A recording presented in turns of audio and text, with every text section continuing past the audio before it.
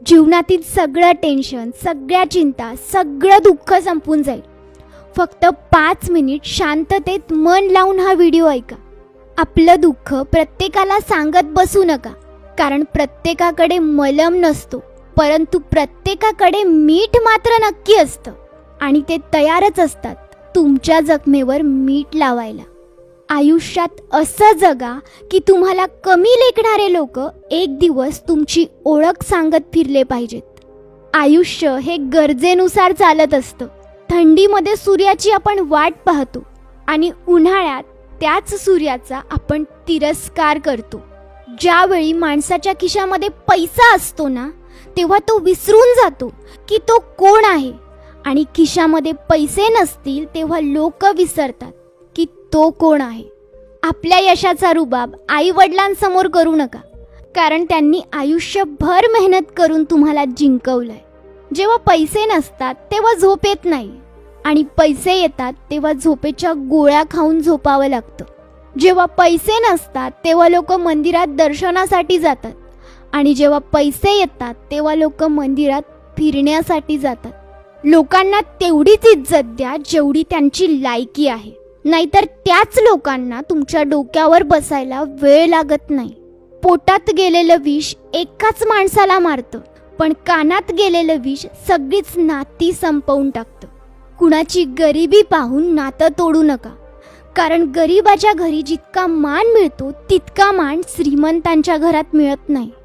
जोडीदार गरीब असला तरी चालेल, पण चांगला असावा आणि तुमचा आदर करणारा असावा, कारण गरिबी हटवता येते, पण वाईट माणसासोबत आयुष्य घालवणं खूप अवघड होतं. शांत राहणं सगळ्यात चांगलं असतं, पण असं शांत राहणं काय कामाचं जे तुमचं अस्तित्वच संपवून टाकेल. शांत राहणं तुमची ताकद पण आहे आणि कमजोरी पण आहे. फक्त तुम्हाला एवढं कळालं पाहिजे की कधी शांत राहायचंय आणि कधी बोलायचंय. जर कुणी तुमचा वापर करून घेत असेल तर ह्या 3 गोष्टी नेहमी लक्षात ठेवा.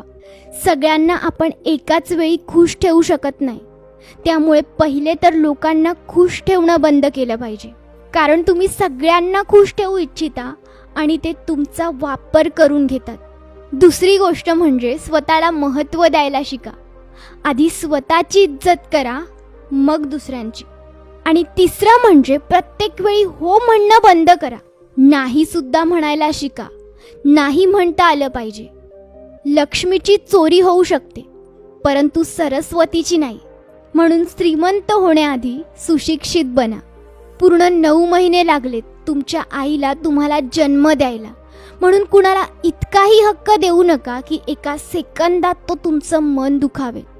फोटो काढायला 1 सेकंड लागतो, पण इमेज बनवायला आयुष्य कमी पडतं. म्हणून फोटो काढायला कमी वेळ द्या आणि इमेज बनवण्यावर लक्ष द्या.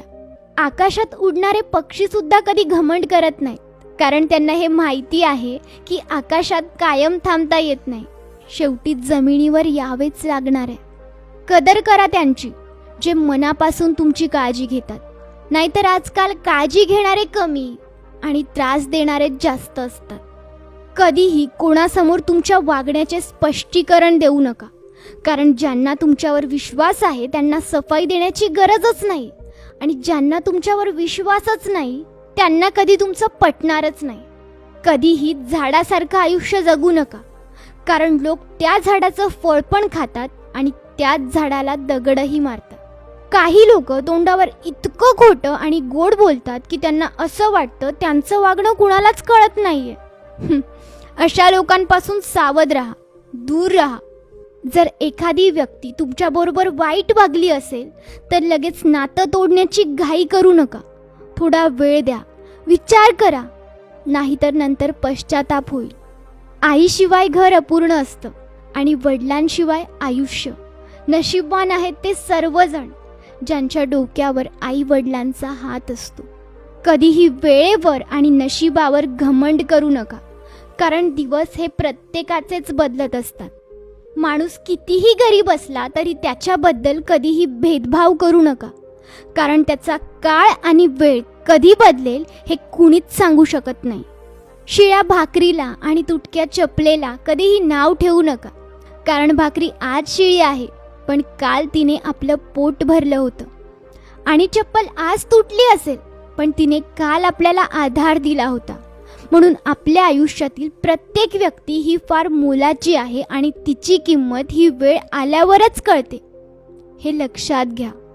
माणसाने या 4 गोष्टींची कधीही लाज बाळगू नये. जुने कपडे, जुने मित्र, साधं राहणीमान आणि सगळ्यात महत्त्वाचं म्हणजे आपले जुन्या विचारांचे आई वडील.